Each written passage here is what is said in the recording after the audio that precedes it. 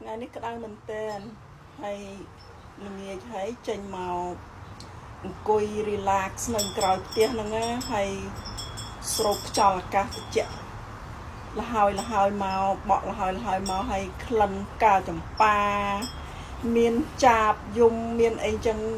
មានចាបច្រើននៅក្រោយផ្ទះហើយធ្វើឲ្យអារម្មណ៍ខ្ញុំជ្រះស្រឡះសบายចិត្ត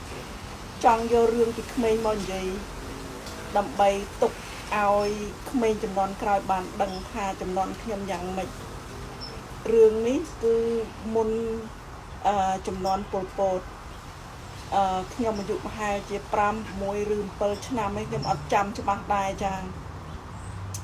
កាលនោះខ្ញុំនៅក្មេងខ្ញុំមានការអៀនខ្មាស់មែនទែន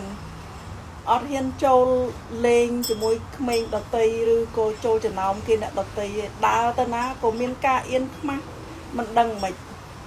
ហើយខ្ញុំចាំបានថាពេលយប់ឡើងណាពុកខ្ញុំគាត់មកពីរត់លមកវិញគាត់មានម៉ួយគាត់ខ្ញុំ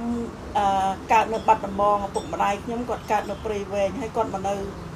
បាត់ដំបងមករស់ស៊ីនៅបាត់ដំបងធ្វើស្រែធ្វើចម្ការរត់លមកចឹងទៅហើយម្ដាយខ្ញុំនឹងគាត់នៅផ្ទះមើលកូនហើយចាំបានថាពុកខ្ញុំគាត់មកពីធាក់លមកវិញហ្នឹងគាត់ទំនៀមទម្លាប់គាត់ហ្នឹងគឺ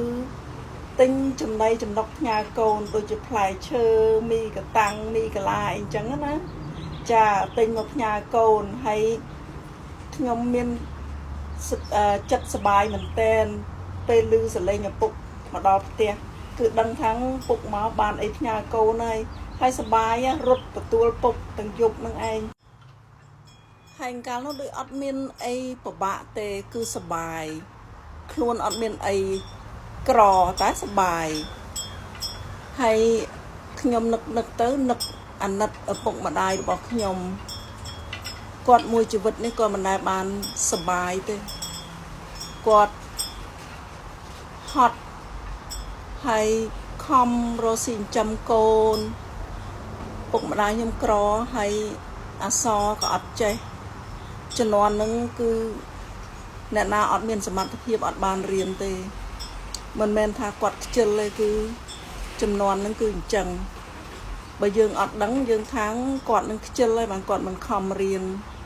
គឺអត់ទេគាត់ចង់ចេះដូចគេដូចឯងប៉ុន្តែគាត់អត់មានសមត្ថភាពនេះគឺឪពុកខ្ញុំគាត់និយាយប្រាប់